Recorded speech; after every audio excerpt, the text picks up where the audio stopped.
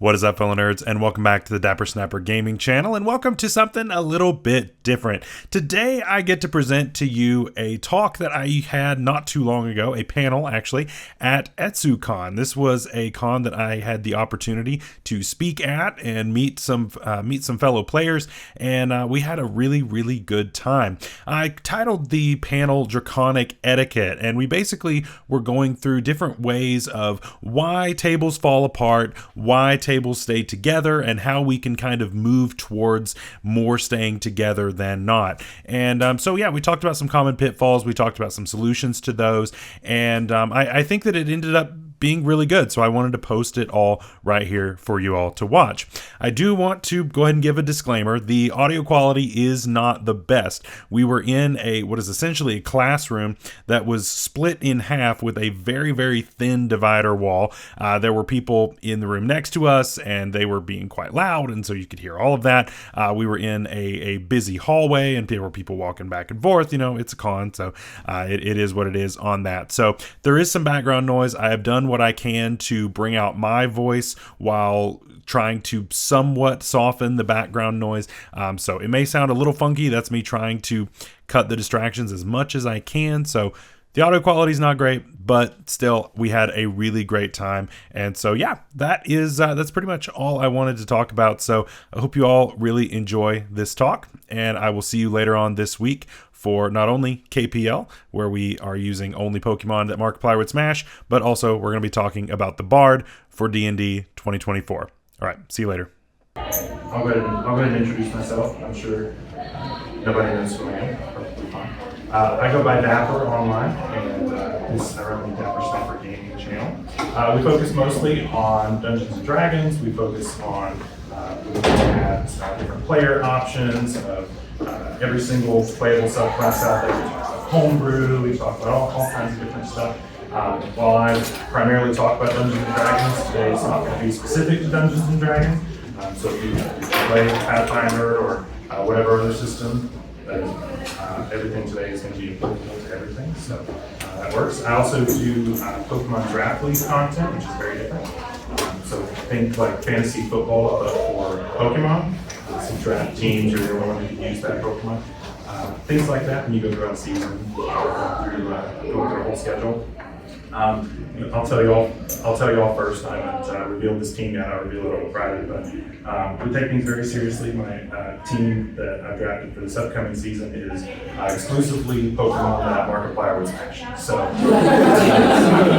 yeah, we take things very seriously. So yeah, make sure to check that out. So so there's the QR code, so you can check my channel out there. But so today we're going to be talking about how to maintain long-term group play, which to me is something that is very important in what it is that we do. And we're not talking specific to Dungeons and Dragons. We're going to talk anything here should apply to any other system that you're playing. So definitely a good time on that. So I want to start with just some questions, kind of feel out where you all are. So first, how many of you are in some kind of TTRPG ongoing campaign right now?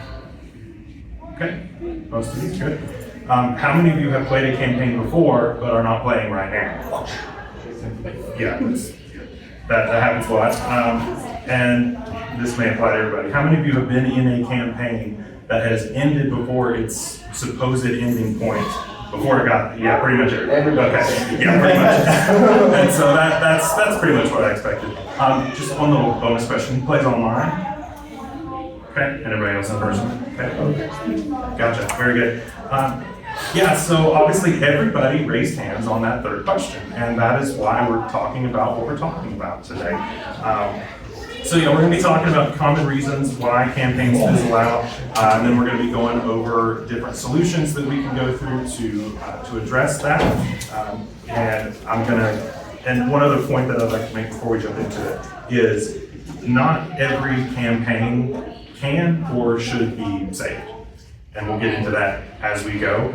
We're not going for necessarily 100% completion on everything, because sometimes it's not worth it, but every now we want that to happen most of the time. Starting with some statistics, and of course, I'm not here to lecture. This is not a lecture. This is a panel. So if you have questions, stop me, and there will be tons of room at the end as well to ask questions as well. So just to give some statistics. Now, all these are not hard numbers because not everybody can be polled on this. These are generally accepted numbers.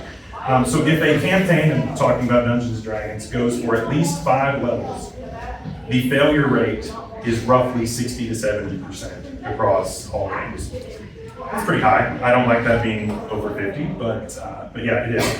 And in Dungeons & Dragons, going past level 10, 90% of campaigns do not go past level 10. Now, a lot of times that's by design, and that's part of it, but also, even if it's something like your Icewind Dales or something like that go to level 12, 13, 14, whatever it is, even those don't make it. Those are in that 90% as well. So not the best. So we're going to talk about why does that happen and how can we work on that? How can we make that? How can we help those numbers to go down and not become the statistic, right? So today I've got the top 3 reasons as to why, at least in my opinion, why a lot of these campaigns fail. Number 1 is scheduling, which I'm sure all of you have dealt with in one way or another. Number 2 is engagement, and that's the one I'm going to spend the most time on because I think that one has a lot of nuance to it that we can go over. And number 3 is storytelling, and this is not just specific to Dungeon Masters. This is going to be players and Dungeon Masters, and especially in the engagement and storytelling section, I'm going to be giving solutions for both sides of that, your Dungeon Masters and players. So let's go ahead and jump in with scheduling, the one that all of us usually think of first, and so that's why I wanted to talk about it. So there's always going to be that person that is inconsistent, that is always going to be late. If you play in person, this happens a lot. Normally that late person shows up with food, which is a good thing. But yeah, it can become very frustrating when everyone else is sitting at the table ready to go and somebody comes straggling in 10, 15, 20, however many minutes late. Definitely very frustrating.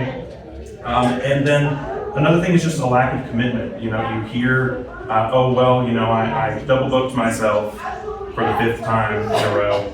Sorry, I'm going to be doing this other thing. And that's very frustrating for all of the people who decided to show up on time and be there for what it is everybody decided to do, right? So let's talk about how we can work on this. This is what I'm going to spend the least amount of time on, just because a lot of this is self-responsibility, and we'll go for that as well. But so number 1, having a written calendar of your games. I'm sure a lot of you know what Discord is and use Discord a lot. That's what my group uses. We use Discord for all of our scheduling. We have one chat. We discuss ours monthly and we go through and say we're going to meet on these days, not this day because somebody has something, and that's fine. Again, you do not have to meet every single week, and that's perfectly fine. People are going to have stuff. Real life happens, and that's okay.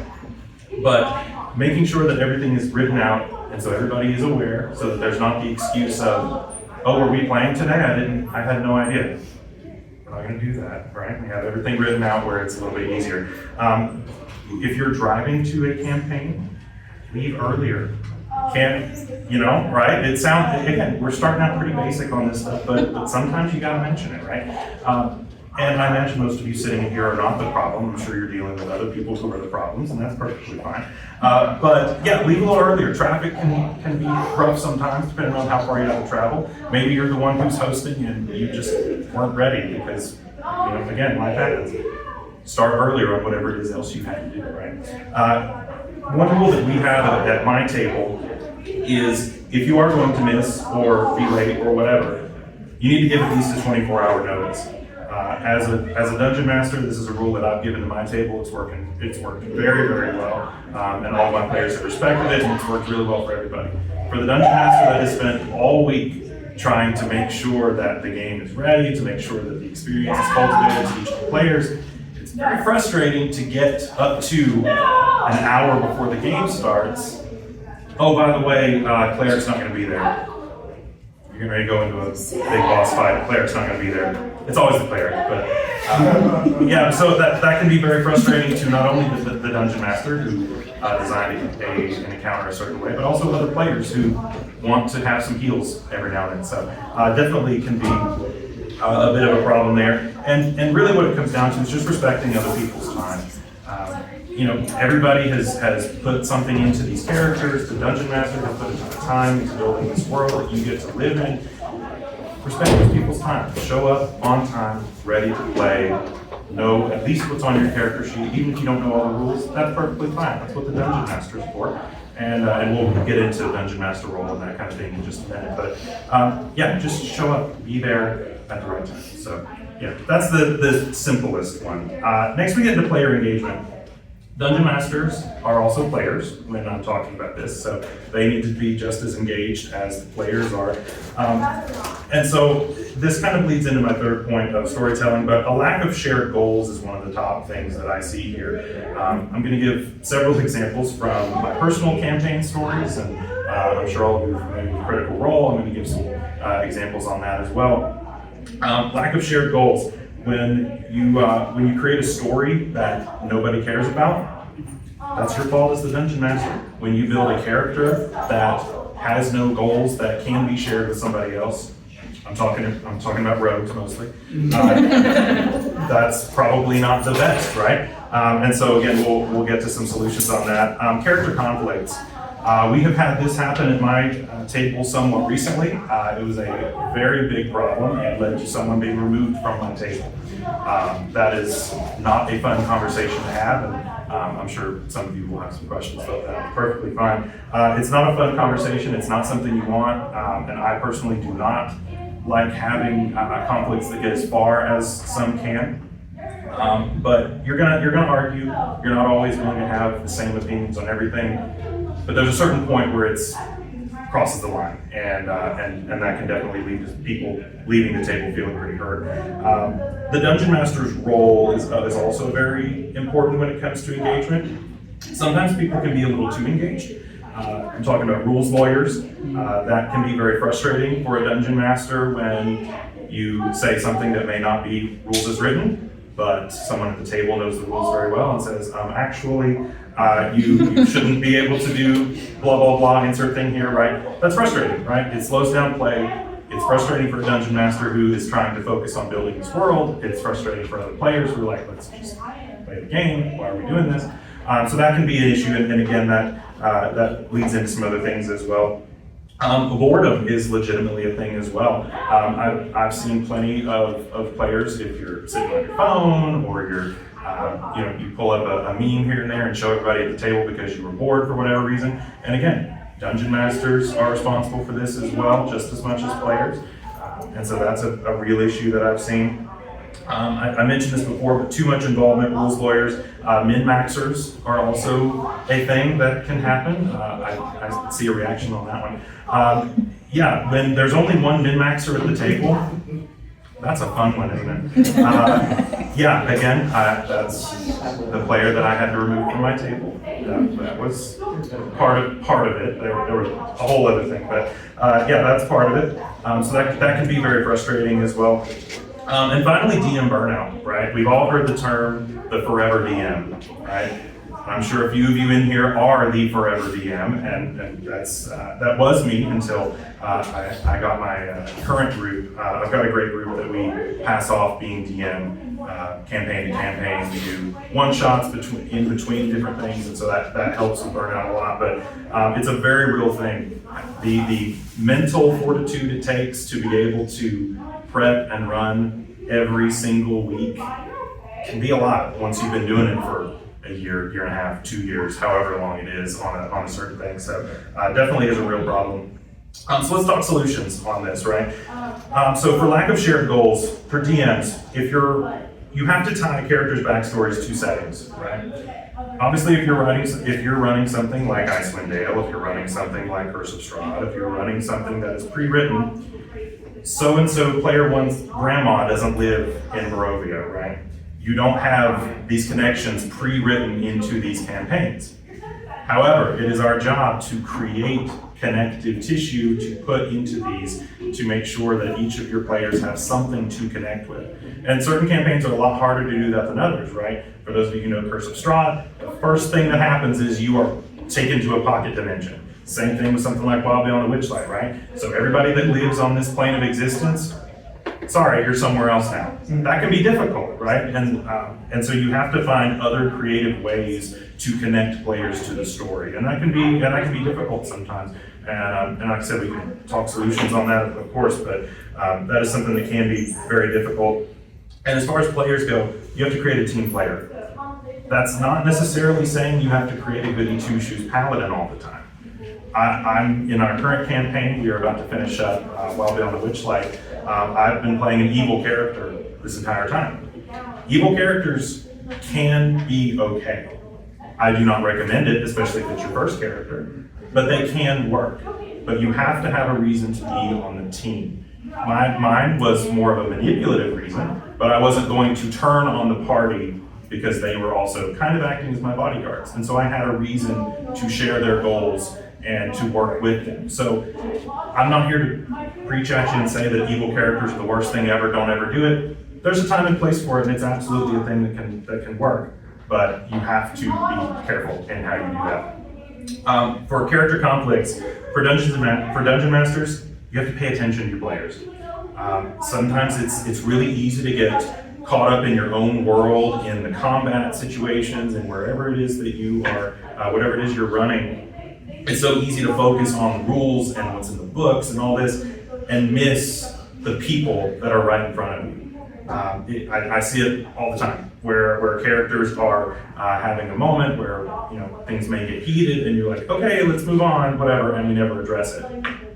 That's what leads to campaigns becoming a statistic, is not addressing these conflicts when they go a bit too far, right? Then as far as players, address it with the player. Talk to the player. You're not going to offend that player by saying, hey, listen, I feel like that scene that we did was maybe a bit much. Was that like, where did that go? And if that conversation doesn't go over well, talk to your DM about it. Your DM should be the one that harbors that to make sure that you have that positive experience. If your DM is not willing to have that conversation, you've got a bad DM. And it is what it is, right? And unfortunately, sometimes that is the truth. And you may not want to be at a table like that. And like I said, not all games should be saved if that is the situation that you're in. As far as the DM's role, the solution on that is session 0. I'm going to be saying session 0 a lot today. And I'm going to have a whole section at the end, so I'm going to skip over this for now. A whole section at the end about session 0, because I really believe that is one of the most important aspects to any TTRPG experience as far as long-term play. Session 0 is so important. As far as players on the DM's role, respect the DM's role. Do not go over the head of the DM just because actually you can't roll this dice again. Actually this person is resistant to whatever damage. It's not helpful, right? Whatever the DM says, even if it's not in the book, let the game happen. You can talk to the DM after the game and say, hey, I felt like your ruling on this was not exactly how it is. And that very well may have been a rule of cool situation where the DM did that on purpose. And if so, that's fine, as long as that's been established in session 0. So again, there may be a reason why your DM allows something that's not rules as written, and it's okay. It's totally fine. Being right is not as important as having fun. So sometimes you gotta let that happen. As far as boredom goes, again, DMs, pay attention. The people right in front of you, if somebody's constantly on their phone, maybe there's a reason for that. Maybe you're the reason. You can't always blame other people for your campaign. Sometimes the campaign is bad. Sometimes it is. And that's sometimes a tough pill to swallow. I know that I am far from the best DM out there. And just because my players tell me I'm good does not make me anywhere near the top of anything, right? I learn new things about being a dungeon master every day. And that's what I would aspire everybody out here to feel that as well. Never feel like you're the best out there. Always be striving to be better as both a DM and a player. As far as players go on boredom, you gotta speak up. Tell your DM, listen, man, this story's going nowhere. I'm not feeling it. Something, I don't know what's going on. I don't know if it's me, I need to take a break. I don't know if this needs to take a break. I don't know what's going on. But the biggest thing is do not create distractions for other people. I mentioned the pulling up memes on your phone and you're like, oh, look at this thing I found today. When you're in the middle of combat or the middle of two characters having a moment or whatever, that pulls somebody else out of it too, and that is actively disruptive to the table. You can't be doing that either. If you have an issue with the campaign, speak up about it. Not during the middle of the campaign. Talk to your DM afterwards, send a message on Discord, whatever it happens to be, and talk about it. And just be honest, listen, this isn't working for me or my character. Can we work towards a solution? Is there something we can do? And usually the answer is yes. So just work with them, speak up, tell them exactly what's going on. As far as too much involvement, rules lawyers, min-maxers, again, session 0. You talk about that at the very beginning of how we're going to handle this kind of stuff, and I'll get into a little bit more of that once we get to the session 0 section. But yeah, that can be very frustrating. For players, again, session 0, but also let players have moments. If another player is doing something, it's not your job to insert yourself into that moment. The example I will give to that is one that I don't know if you all know about, but the ending of campaign 3 of Critical Role. I know Critical Role campaign 3 didn't get nearly as much views as campaign 1 and 2, but basically the ending was one of these big blockbuster events. Matt Mercer brings in all these players, including Abria, which I'm sure all of you are familiar with, and she had a character that was very attracted to Ashley Johnson's character's friend, deity, whatever you want to say. They were having a moment there where Ashley and her Fern, the character, was having a moment with her friend. And Abria felt the need to insert herself into that moment. And so what did Matt do? He says, Ashley, let's walk over here. Let's have our moment over here. Abria says, oh, I'm going to follow you because I want to talk to this person. Matt says, okay. Wall of fire, puts it up right between them. What happens? Abria says, oh, well, I can still hear you talking. Oh, I still know what's going on. Oh, whatever. What does he do next? Silence spell. I've never seen as much of a shut up moment in a campaign as that, but that's what that was, right? And sometimes that's what you have to do. It was not her moment. It was Ashley's moment. Do not use the opportunity to step on other people's moments. Let them have them, you're gonna have yours, and that's okay. And even then, a moment like that can't really even be salvaged. Once it's gone, once we've all been distracted, and once all the players have been made to laugh and all this, and you can't really save moments like that. Let the moment happen, it's not about you, you'll get your turn, and that's okay. That's totally okay. And then finally for DM burnout, you have to be honest as a DM. Your players oftentimes do not know. Some players do not care.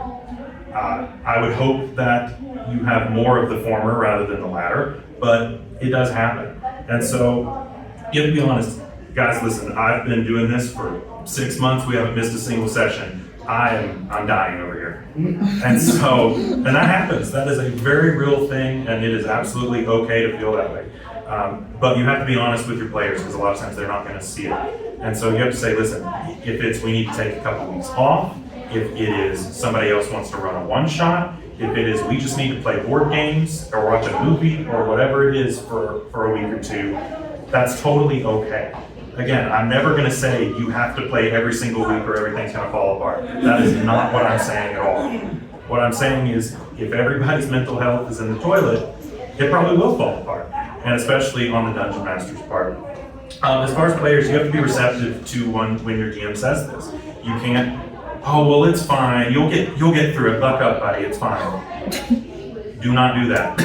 That is a great way to just nosedive. It's not good. And you have to, as players, be willing to help in whatever way that is.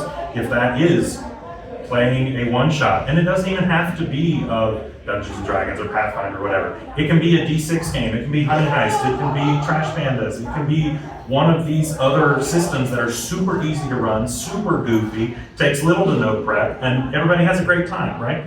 That's fine. You can still do that if you want to do TTRPGs, but you do not have to necessarily even follow that. Just give your DM some time, and that's okay. And finally, the third point that I'll make is on storytelling. And again, this is something that mostly applies to Dungeon Masters, but very much can apply to players as well. I always describe TTRPGs as a collaborative storytelling medium. That's what it is to me. Just because the Dungeon Master puts you into a setting does not mean that that person is the sole storyteller. Everyone there is a storyteller. That's why you created these characters. That's why you put a little bit of yourself into these characters. And so it's very much a collaborative effort there. And so the first thing is it's a bad story. It's a poorly written story.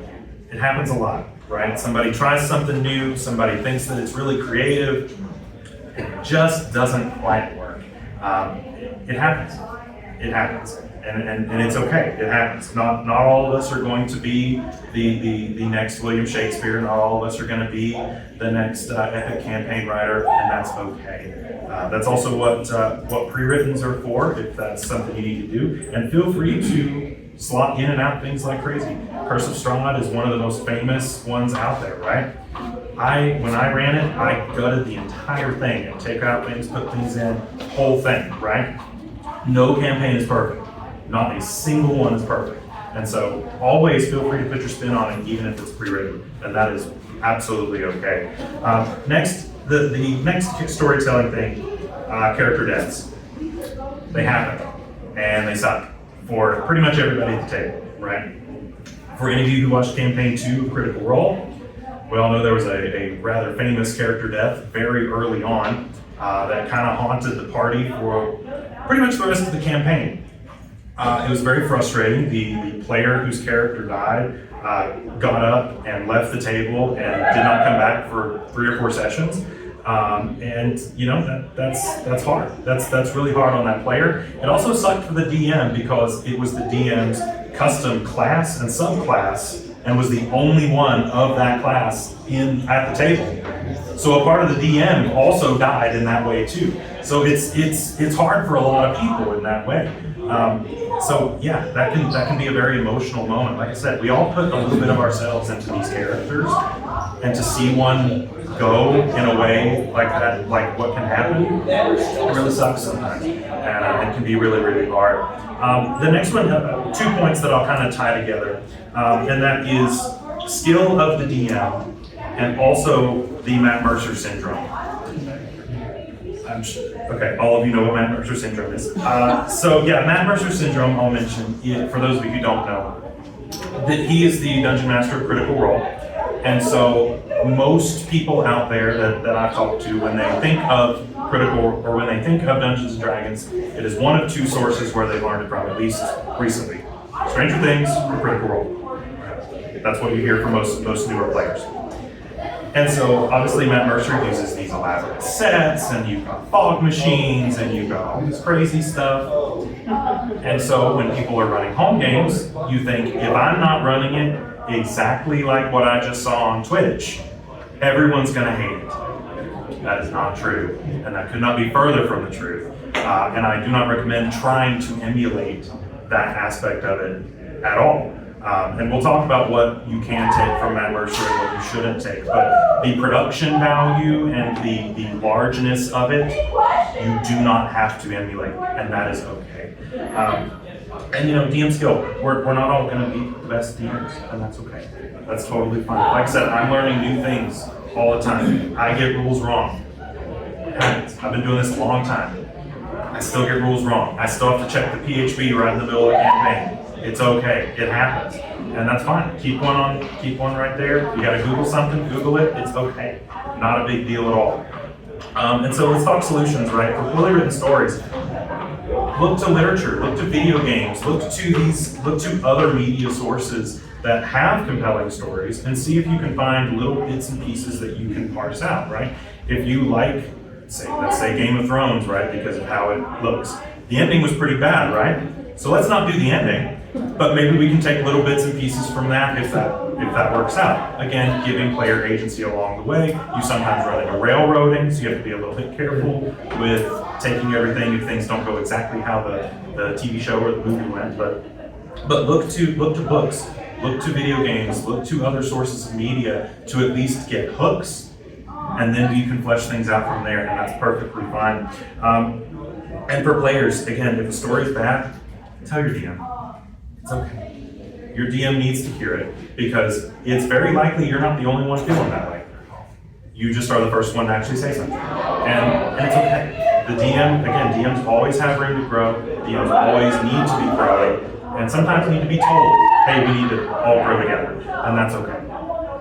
For character deaths, Dungeon Masters, you have to give a character a moment. You need to give the person, the IRL person, a moment as well. Not only should this be a big thing, even though it takes 2 seconds for it to happen in the game, this should take time. This should take time. It should be this person gets final words. It should be how do other people even react to it, and give a whole thing active. If you're in combat, which is when most of them happen, if you're in combat, as soon as that's over, get out of the way. Let the other characters do what they need to do to grieve, to work through this. You have to let them work through all this and let the actual player work through it too. That's emotional for players, and it can be very frustrating. And if that player says, I need to probably go for a session or 2 and then come back with a new character, do not say, I expect you here next week. It's okay. Let that person have time to work through it, be there for support, and if that person asks for any kind of inspiration on a new character, be there. Help them out. But it is hard. It's very, very hard on players. And we homebrew not lethal to kind of get rid of all of that stuff anyway. And I found that, because I played 2 different campaigns, one is non-lethal and one is lethal, and I like the non-lethal a lot better. Because you're not afraid of like, oh well, if I do something wrong here, my character will die. Right. And I think it gives a lot more freedom of choice. And there are also all those really weird morality dilemmas. Sure, yeah, absolutely. And that is something lethal and non-lethal, and we're going to talk about that in session 0 as well. Because that absolutely is a way to handle it. And I've seen that, I've seen it work for all kinds of people perfectly fine. If that's what works for your table, absolutely do that.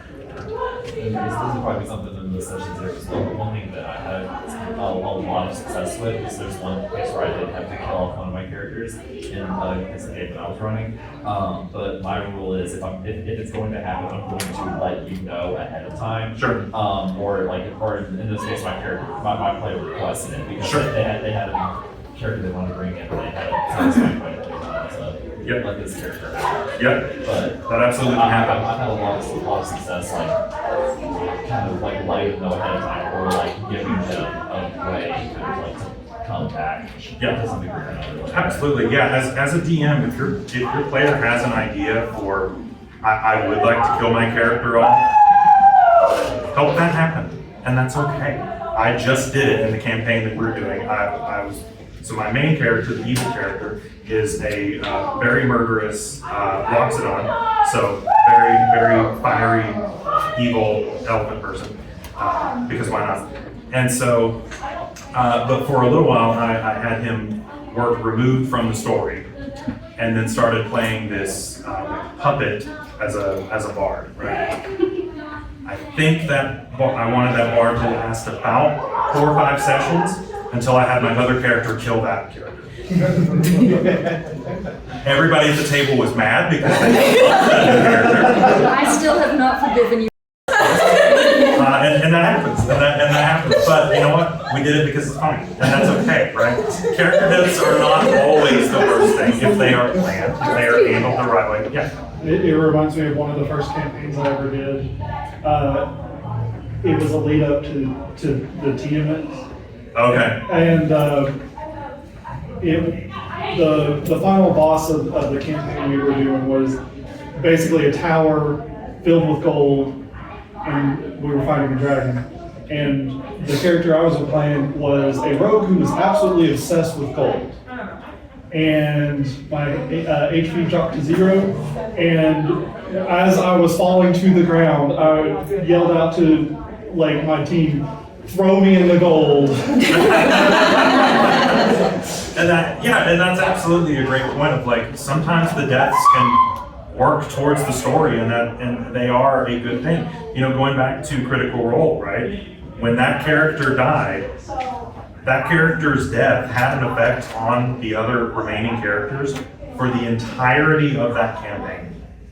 And it was something that was relevant and was absolutely palpable as the rest of the campaign happened. And so as players, that's why I say trust your DM with the story. It's okay. I don't think any DM is going to be out there and be like, oh, character died, well, it's gone forever, sorry, we're never going to mention it again. If your DM does, maybe we can go back up to DM skill or talk to someone about something like that. But like I said, there should be a satisfying way that goes out for both sides of that. And it should be productive to everybody. I'm going to be running like my first real campaign here in a couple of months. Great. The people that I'm going to be playing with have never played but have been wanting to play for a while. Great. And I've been thinking back to, bringing up character deaths. Do you think it's a good idea for a way to like sort of safety net new players in case something goes wrong? Because I had like this idea where they would meet this person that's like a scholar in demonology, because they can't think about demons. Okay. And he's like, somebody's been studying him for years and years. And he, they'll like meet him, they'll bump into him and everything and meet him. And he's going to give everybody in the party like a coin. So if a character dies or there's a full party, that coin would vanish from their inventory and it would just put them back at like the latest campfire. Yeah. I am not opposed to an idea like that, especially for new players, because your seasoned players are going to take character deaths a lot better. There is a very common meme within TTRPGs of your first character that you build in Dungeons and Dragons is the regal knight paladin. It's going to be very serious and we're going to get things done. By the time you get your second campaign, it is the craziest, off the wall, you've never seen before kind of thing, and you are just goofing off the whole time. And so, but in that first campaign, you absolutely can, people will take that very personally. And so I am absolutely not opposed to that idea at all of having a safety net. Again, that's something that we're going to talk about in session 0 as well. Again, session 0 is so important for all of this stuff, and we'll get into that as well. Again, for DM skill and Matt Mercer effect as well. Again, DMs, watch other DMs, watch people who are running the game. Again, even if it's just a podcast, listening to how people handle situations is perfectly fine. And honestly, that's going to help a lot with most of the issues with the Matt Mercer syndrome. Not all, but some of them. And so that helps out a lot. For players, give honest feedback. If something is working, that's great. Be honest about it. If something's not working, tell them, and that's okay. That's totally fine to be honest and say, hey, I really loved this dragon encounter that we had, but when we fought these hags, I wanted to die IRL. And so there are different ways that you can handle this, right? And so give honest feedback in that way. As far as the Matt Mercer effect, DMs, you do not have to be Matt Mercer, and you should not try to be Matt Mercer. If you can do all this production value and you think it's productive, okay, I would say it's probably not, even if you feel that it is. It's not nearly as important that you have all the smoke and mirrors as it is that your players are being able to play the game and have a good time. It's just not important. You have to remember the critical role, those are all very, very well-off actors. They're entertainers. They are there to entertain. They are not there just to play the game, right? They are there as actors, as people who do silly voices and things for a living, right? Yes. And if I may add, if you go watch the first 100 episodes of Critical Role, they're on graph paper with expo marker. Exactly. They built up to exactly. Effect. Exactly. You do not need all the craziness, right? And even I'll take something that Matt said, right? He says a lot of things and then does other things because of production value. But if you're playing with minis or with tiny little things, we use Kirby miniatures sometimes for enemies. Just whatever you got, right? It's totally fine. But so if you're tracking effects, if somebody's paralyzed or poisoned or whatever, you can use the tops of milk cartons, right? You just take the little ring off of there, and so white ones are one condition, red ones are another condition. What's wrong with that? It's free, right? You buy milk anyway, it's there. So use that. It's totally fine. You do not need to go and spend hundreds of dollars on Etsy. We were talking about this before. Etsy is so dangerous for us. holy cow, every time I log in on there, I want to spend so much money. But you don't have to. You really do not have to. Do whatever is going to facilitate fun at your table. Now, personally, we use a lot of Beetle and Grimm's products. Hashtag not sponsored. But I love Beetle and Grimm's. It's a company run by Matthew Lillard, for those of you who know him. And so, yeah, he's a cool guy. But yeah, he runs that company along with some other people. And they put out some really, really awesome supplements to a lot of your major pre-written campaigns within Dungeons and Dragons. We used it for Curse of Strahd. We're using it right now for Wild Bound Witchlight. We are using it for upcoming Icewind Dale we're going to play. We're using it for upcoming Eve of Ruin, the Vecna campaign. We use it for all of those. Now, they're expensive, but they're cool, right? You do not have to do that. It's okay. Just having graph paper and having little Kirby minis is perfectly fine, as long as you all are having fun. We've seen a lot of stuff with Project Sigil that was going to be a thing. For those of you who don't know, Dungeons & Dragons was developing their own VTT, the virtual tabletop, that has crashed and burned really hard, for those of you who have seen the news on that. And they tried to make it this big production thing. It turned out to be very bad. And people prefer to do something like Roll20, where it's just discs on a graph, and that's fine. That is perfectly fine. You don't have to do the crazy stuff. And as players, don't come into the campaign expecting this crazy stuff. If you come into it expecting it to be flashing lights, smoke, mirrors, all this stuff, you're going to be disappointed, and it's going to be your fault. It's not the DM's fault when you come in expecting Critical Role, and that's not what it is. When you come in expecting it to be Stranger Things, and it's not that. It doesn't need to be. We can have a ton of fun without that. So that is all for the main points. Let's jump to Session 0, because I've been mentioning that a lot. So let's talk Session 0. Session 0 is the single most important session of your campaign. Even more important than any boss fight, more important than your BBG, more important than any character moment, hands down. This is the most important one. This should be your very first session. I've seen people do 2 Session 0s before. Whatever works for you, however you have to do it.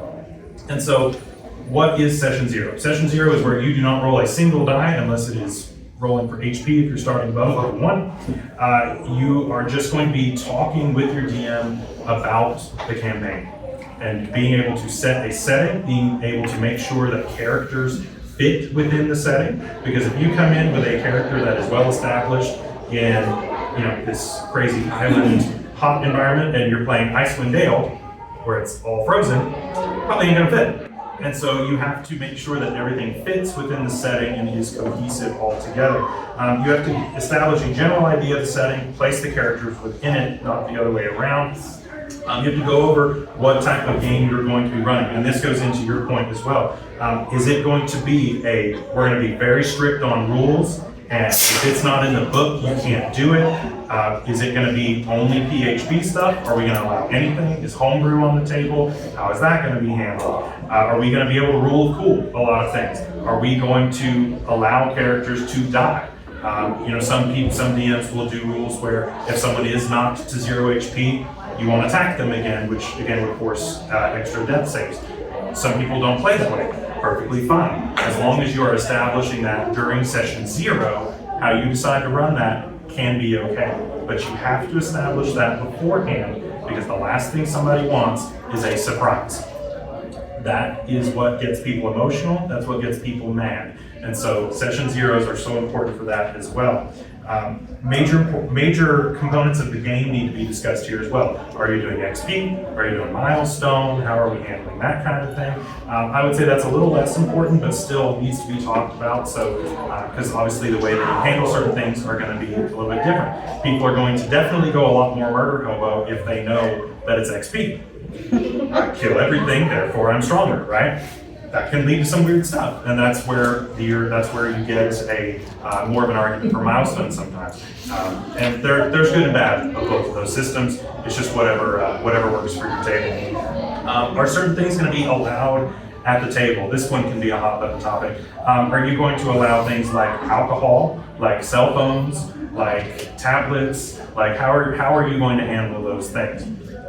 Personally, at my table, I don't ban a whole lot of that stuff, but I also have players that are very responsible with that. I have had tables where I have had to ban that stuff because they were not responsible with it, and people just wanted to be very intoxicated while rolling math rocks. So that can be a problem, and if players can't handle it, that needs to be a conversation that needs to be had, and that's totally fine, whatever works for your table. How are you going to address players who are distracted? Is it going to be a nasty look? Is it going to be a, hey, get off your phone? Is it going to be a, I'm going to eat your phone across the room? How is it that we're going to handle that, right? And every table's going to do that differently. And players need to know, if I'm on my phone, if I am distracted doing whatever, if I'm distracting other players, I'm going to get called out, and I probably shouldn't do that. And so you need to know that going in. This is a fun one. Are you going to accept random rolls from players? I see this so way more than, it needs to happen 0 times, but I see this, and some people allow it, and that's fine. Player walks into a room for the first time. I got an Act 20 perception check, what do I see? I'm going to tell you to shut up. I'm not, personally at my table, I'm not going to allow that. If you allow that at your table, that's fine. But just as easily that person could have just went and not said anything and only taken the good roll, right? To me, it doesn't work that way, but if that does work at your table, that's fine. But that is something that comes up and should be addressed for sure. Do you allow PvP at your table? My answer again is no, but your answer might be yes. If you want to do a one-shot that is PvP, that is a conversation to have. But we tried that, and again, the player that eventually got kicked from the table kind of ruined that whole thing, so that was fun. But yeah, in most TTRPGs, player characters are not balanced to fight each other. They are balanced to fight against monsters. And so putting them up against each other typically is not a good idea. And allowing 2 characters to deal damage to each other is typically not good because that ends up a lot of times going into IRL conflicts as well. So again, I don't allow it at my table, but you may allow it at yours with some grace, and that's perfectly fine. Again, establishing this is how we're going to handle that. Our DM has an arena in the city set up for if people want to do PvP duels. Great. It's in a controlled setting. Great. And That's perfectly fine. That's a great way. I think that's a great way to do it. Absolutely. That is absolutely a great way to do that. And if you as a DM want to steal that idea, that's great. That's great. Because the last thing you need is on some random row right before an encounter, 2 people start going at it, and then everybody dies because somebody decides to get mad, right? Well, it was also a great way for us to learn each other's characters too. Yeah, absolutely. Because I was dueling one of the other players, and he had apparently no idea what my character could do, and was totally surprised when I pulled stuff out. Sure. And then that kind of led to him knowing my character a little bit more, and his character relied on mine a lot more after that. Great. So Yeah. I think it's a great way to do that. Yeah, if it's a controlled setting, by all means. But in that session 0, you're saying, if y'all are wanting to duke it out, it's in this tiny little place, Yeah. and it's nowhere else, right? And so, and if you want to handle it that way, by all means, that sounds like a great idea. I'm all for that. How is the game going to be balanced? This is another one that needs to be talked about.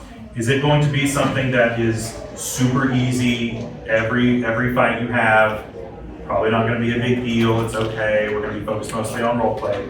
Or is it Tomb of Annihilation where you step on the wrong thing and you're dead? Is that what's going to happen? And some people love the meat grinder type of stuff, but they absolutely do not want to go into a campaign expecting it to be super easy and then just die out of nowhere. That is not what somebody would want to do. But like I said, there are plenty of people. My group personally is we're working up several campaigns in a row here, working up to Tomb of Annihilation, and we're going to all. I'm going to be running that, which is going to be really interesting. And they're going to bring all their characters from the past campaigns and put them through the meat grinder, which is going to be a lot of fun. But you may not want to do that. Don't be too attached to your characters if you play Tomb of Annihilation. So just there's a friendly warning on that one. But just again, be transparent with that. This campaign is going to be really hard. People are going to die, and so you need to know that. You need to know that at the beginning. How will rules discussions be handled? Is there going to be a rules lawyer? Is that allowed? At my table, again, like I said, we rotate DMs. My wife is currently running our Bobby on the Witchlight campaign. We're getting ready to wrap that up, but I am a designated rules lawyer. If there is something that is questionable on rules, she looks to me, and I'll make a call on it even though I'm a player. And that's totally fine, it works for our table. At your table, that may not be the case. It might be super annoying, and that's okay. Whatever works for your table is great. If you want everybody to be a rules lawyer, again, as long as that's established at the beginning, perfectly fine. But it needs to be something that is discussed on how that is going to happen. Am I going to, if you try to correct me on something, I'm going to tell you to shut up. Is that what's going to happen? I've seen tables do it, and if so, you're going to handle it that way, perfectly fine. But you need to know that going into everything. And another thing is metagaming, right? Some of us in here might be a little more experienced than others, right? If it's your first time, metagaming isn't really a problem. If you've played a lot like I have, metagaming can be a thing, right? I've fought zombies a million times, right? I know what they do. Does my character know what they do? Probably not if I'm level 2, right? So you have to think about whether or not this is going to be allowed. Is there outside knowledge allowed? Do I know as a character that this certain monster is immune to this type of damage or is resistant to this type of damage? So then I call out and tell my team that. Maybe not, right? And so is that going to be allowed at your table? Sometimes it will be, sometimes it won't be, and that's totally fine either way, whatever works for you. And that kind of brings me to the big picture of all of this. What is the main reason that all of this fits into? And it is establishing and following through with expectations. That is the main point that all of these rest on. You establish the expectation that you're going to show up on time and that everybody is going to be there when they say they're going to be there. You come in with expectations that everybody's going to be a character that's a team player, that everybody's going to be engaged, that people are going to respect the DM, that people are going to have good stories, that people aren't going to get mad when a character death happens, or we're not going to have character deaths, or whatever the call is on that. All of these expectations need to be established at the beginning before you roll a single die.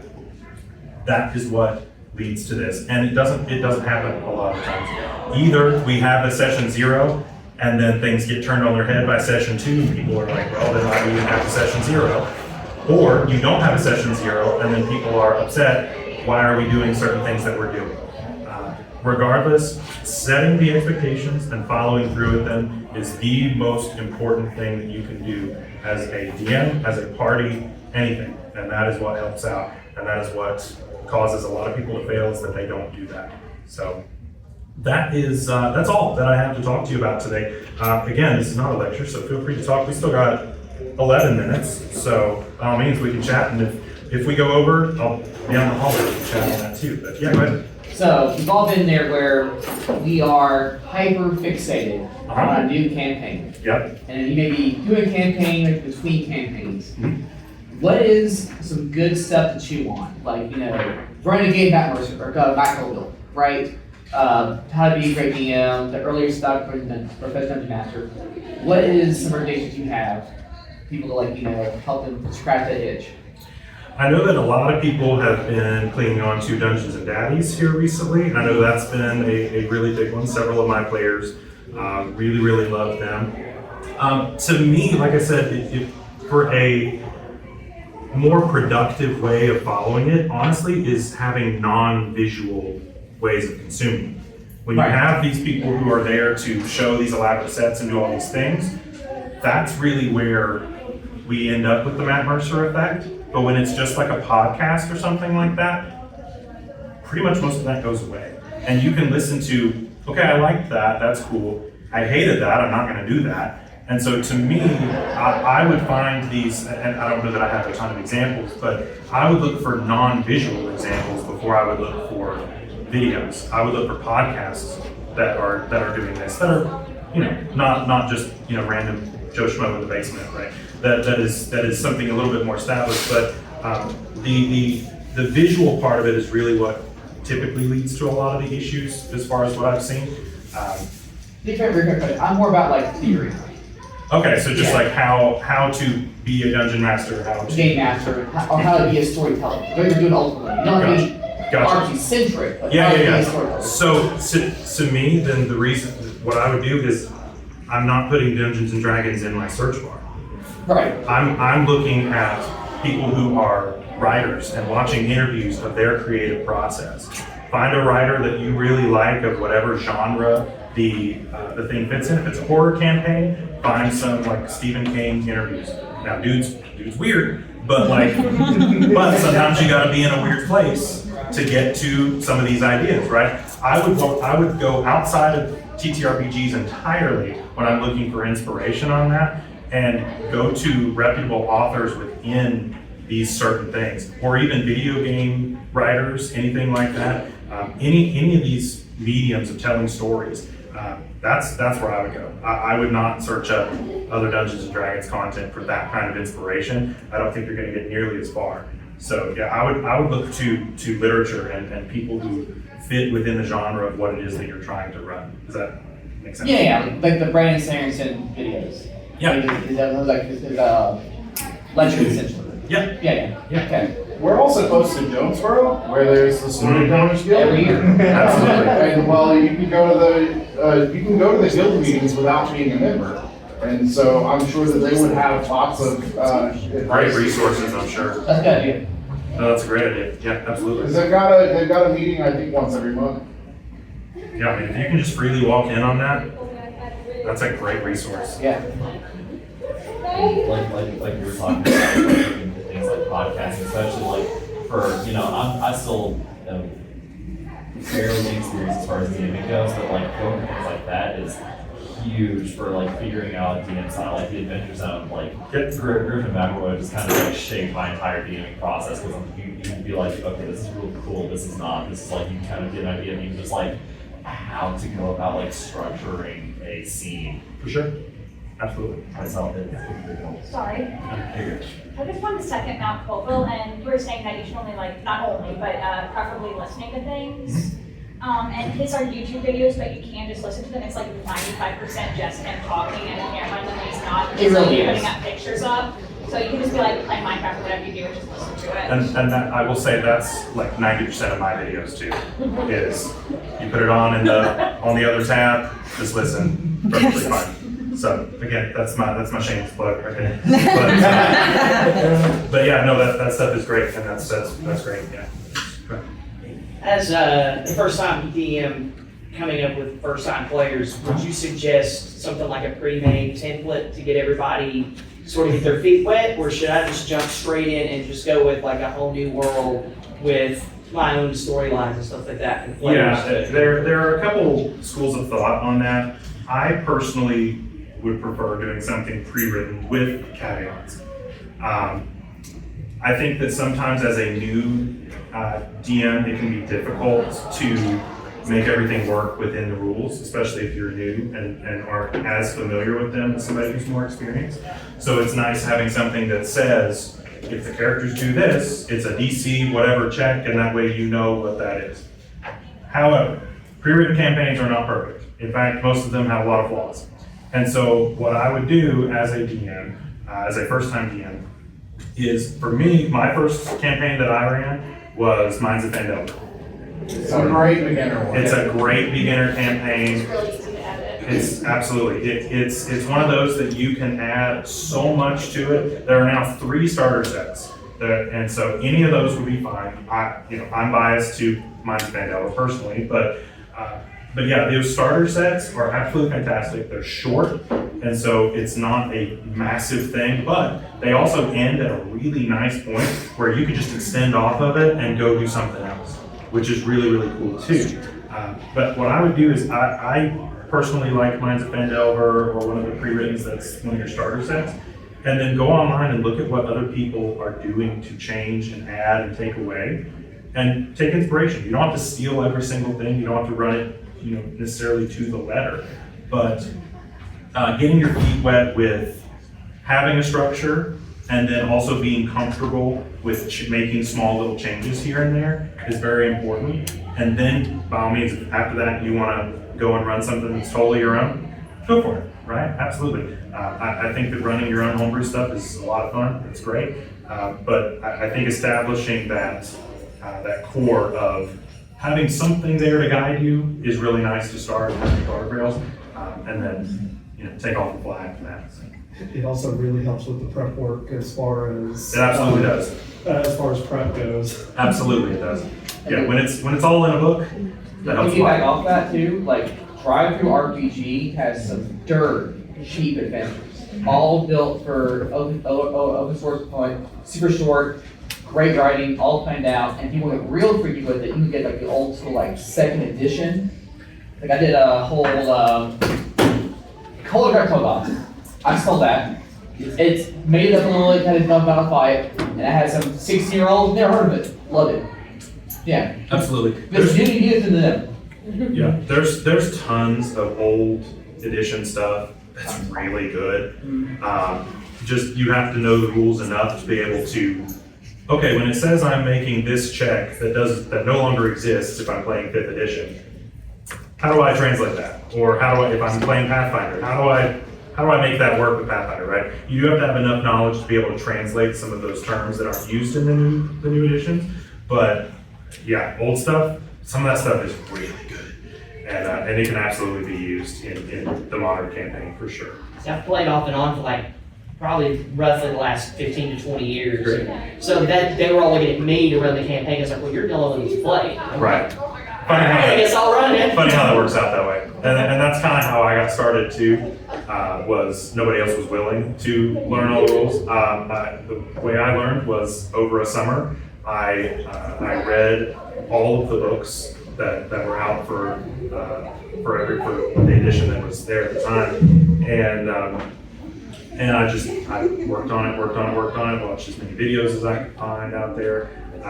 Of course, there wasn't nearly as much then as there is now. I will say that there are new resources coming out every day that are fantastic, especially your third-party stuff. Don't feel like everything you have to buy has to be from WotC, because it absolutely does not, especially since a lot of people have very strong feelings about WotC right now. So there's tons of third-party stuff that's super, super helpful. And that's, I look at third-party stuff a lot, and it's really good. So yeah, we can definitely have a conversation about WotC and their troubles. Go ahead. I was going to add on to the conversation of player death or character death. Like session 1 or 2, our wizard died, and it was in the Wizards tend to do that. Yeah. It was not a great wizard either. That's the start. Yeah. But we were like in the sewer system, and there was a big dragon carcass there. And when he died, he was like contacted by a Draconic deity who brought him back, and he I think took like a level of warlock after that. And then that he like made a familiar, became like a big part of like the whole story after that. Exactly. So I think our DM like had a little like backup plans in mind in case we had died, and that happened to be because we happened to be there with the dragon when he died. Yep, and that was my point of players trust your DMs with the story, right? Because stuff like that was way cooler than him living, right? I mean, like it is. That stuff like that is super cool and super fun, and everybody's gonna have way more fun with the little guy that the wizard has around than if that doesn't exist. So definitely really cool. To piggyback off of that, just real quick, how do you usually handle it like a total party kill? Like in like a fatal campaign, like how do you typically deal with that? TPKs suck. TPKs definitely suck, but how I normally do that is if everybody dies, that's typically ends up being kind of like a load save situation, unless the characters want to do something else. I give them the option, would you like to retain your character? Do we need to jump back in time and change how we did things because you messed it up? Or do we need to have an all-new squad roll in and pick up whatever pieces you left behind? Either way can work, but that is absolutely a conversation for the entire table, and it can be mixed and matched, right? You can find different ways to do that, but you absolutely don't want to just stop playing because you had a TPK. They're going to suck. Everybody's going to be upset. You probably will have to take a week or 2 off. That's okay. But like I said, I've seen people that do like the save state idea of let's jump back to the last major city we were in. Maybe we need to buy more supplies. Maybe we need to do something like this. Or it is we need to just scrap the whole thing, get a whole new team, and we'll pick up where they left off. You could also pick up from like the Nine Hells or like an Afterlife where they're all together and they have to try to. And you fight your way back. You can absolutely do that too. I've seen that. Yeah, you give them a side quest of, hey, come back to life now. That happened with Grog, when Grog decided to stupidly pull from the deck of many things. Oh, yeah. Yeah, he decided to pull from the deck of many things a lot of times, which was a great idea. Yeah, he ended up in a different dimension, and everybody had to go find him and rescue him. You can do the same thing with TPKs, and so there are definitely ways to handle it that are productive. And so again, that's a conversation that I would have with the party. And so again, you could have the party say, we want to keep our characters, and then they have to literally fight for their lives. So that's absolutely a great idea, 100%. Do we have one more? Yeah, we had kind of an issue in my campaign a couple months ago where two of our players, we were fighting a bunch of illithids, or those are players, and two of our party members got their brains eaten. Yeah. And it kind of left a really sour taste in a lot of our mouths because, like, I'm playing a wizard, and there's another wizard in our party, and we kind of like figured out what like the gimmick was to the fight. But we're more like support-oriented characters. Like we're not like the big glory hog. So it's like everyone was like really uncomfortable with the way things turned out. Yeah. And we were thinking about talking to the DM, but it turns out like he already had everything kind of like planned out. And next session is like our paladin who got their brain eaten. She came back from the Nine Hells, and turns out, oh yeah, Tiamat gave me some cool demon powers, and now I know who the big bad evil guy is. Yeah. And then we went on like a big quest for my brother, who was our sorcerer. So it was like a really cool plot hook that led to a lot of outcomes. That's a good point. Do we, in session 0, make it known to the players that there might be a way to bring it back? Yes. Or, okay. Well, thankfully, you already had kind of a session where that already kind of happened because our sorcerer, that was actually the second time our sorcerer died. And she was assassinated by her sister. And we kind of said, like, hey, player revival is on the table. That person needs a bigger hit die. That is absolutely something I would address. Again, how player deaths are going to be handled in session 0. Is it going to be a, when you die, sorry about you? Or is it, you may have a chance to fight for your life, or you can move on to something else? Present the cards, hey, if you do die, Give the option. Absolutely. we have a card station about what to do next. Absolutely. Give the option. And again, those can lead to some of the coolest moments. And so it doesn't always have to be the worst thing ever. So, yeah. Very good. Well, we're a little over on time. Thank you all for showing up. And I'll be around. Thanks, guys.